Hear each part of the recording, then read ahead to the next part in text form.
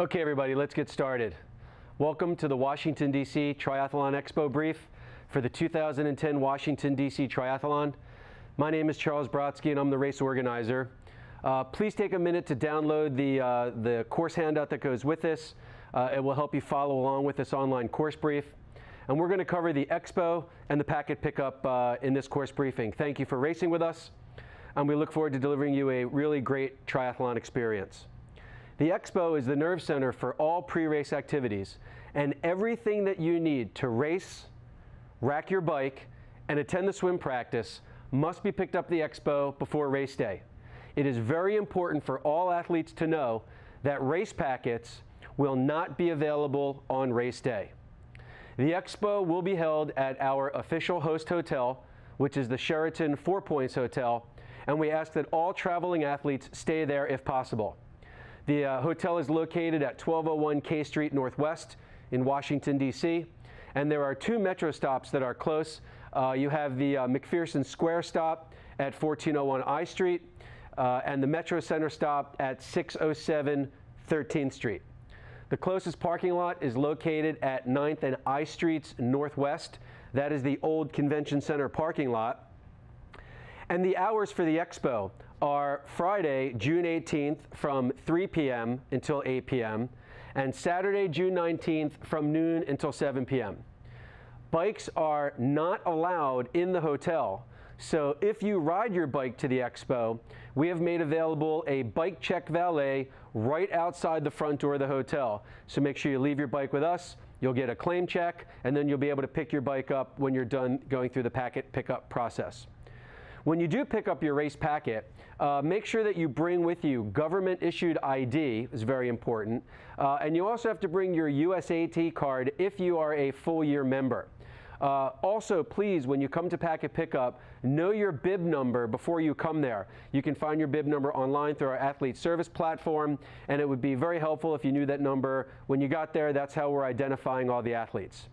Inside of the race packet, there'll be four things that you need. The first thing is your race bracelet. The bracelet is required for you to gain access to the transition area.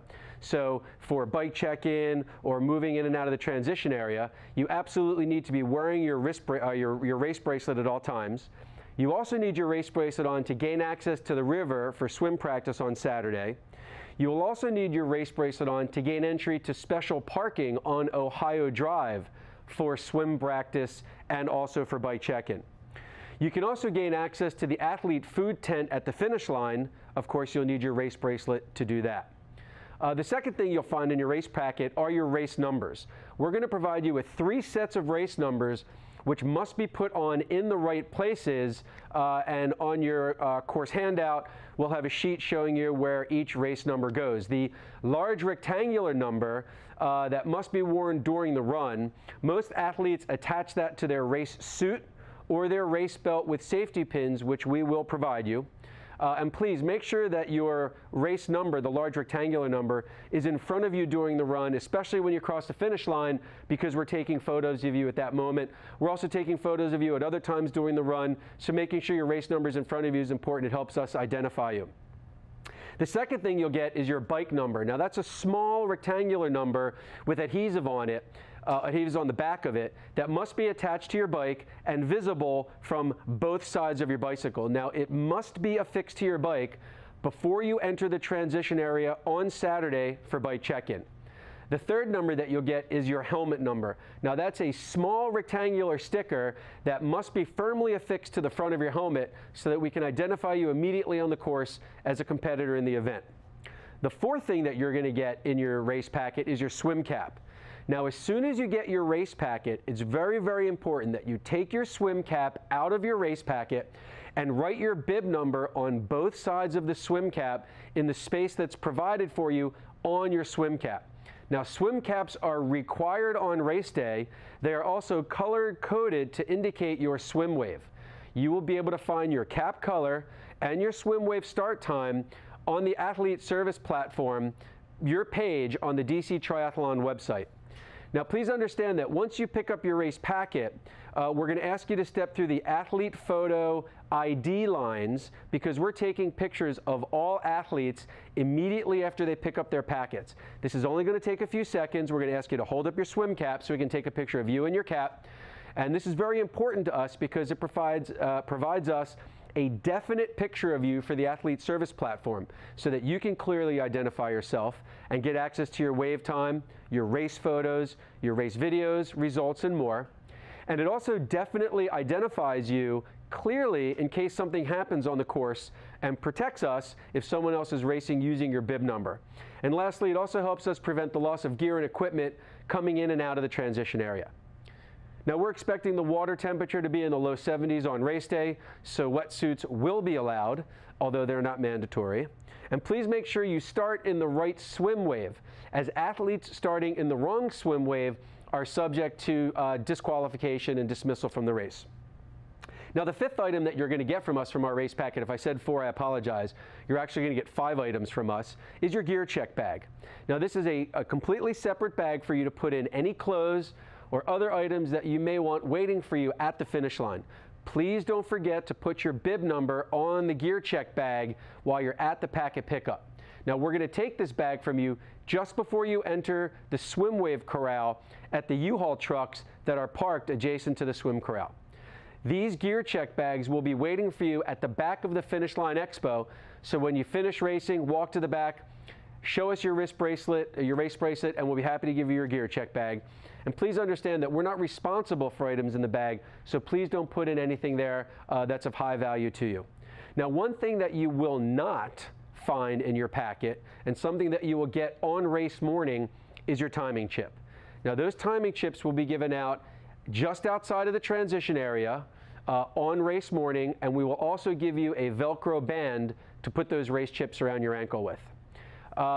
Again, please remember when you come to the Expo, it's very important. You must bring your government-issued photo identification and your USAT membership card if you are a full-year member. If you are a full-year member and you forget your USAT membership card, the USAT asks that we charge you $10 and treat you as if you are a one-day member. So please make sure the to help make sure the packet pickup process is much easier for our athletes. These online course briefings are now being offered. This way there are no mandatory course briefings for you to attend once you get to packet pickup. We also have, in addition to our online course briefs, we will be giving optional course briefings at packet pickup. Now these are purely optional. All of the information is identical to what's being contained online. We will also be offering newbie-focused, ready-to-race clinics. Now, these are also optional. These will be available at the Expo, and we'll go over those times in just a second. And then the third thing that we'll be offering is our Ask the Experts panel. These Ask the Experts panel are optional for you, and these will be offered at the Expo. You're behind. You got it, yeah. I'm sorry. I'm going to roll back and just redo this. So let's... Okay, stop right there. Let's pick it up from, we are also offering an ask. Stop right there. Okay. We're going to pick it up from, we are also offering an Ask the Experts panel. Whenever you're ready. Okay. Take a breath. We will also be offering an Ask the Experts panel on Saturday to give all of our athletes access to the best and brightest minds in triathlon. Now the schedule for the optional course briefs are Friday, June 18th at 5 p.m. and Saturday, June 19th at both 1:30 p.m. and 4:30 p.m. These optional course briefs, again containing the same information as the online course briefs, will last approximately 20 minutes long. The Ready to Race clinics, which are focused on new triathletes, will be held on Friday at 6 p.m. and Saturday at 12:30 p.m. Each of those are 40 minutes long. The Ask the Experts panel will be held Saturday from 11 a.m. until 12 p.m. All of those lectures take place at the Sheraton Four Points Hotel. Now we thank you very much for watching this online Expo and packet pickup course briefing. We'll look forward to seeing you at the starting line.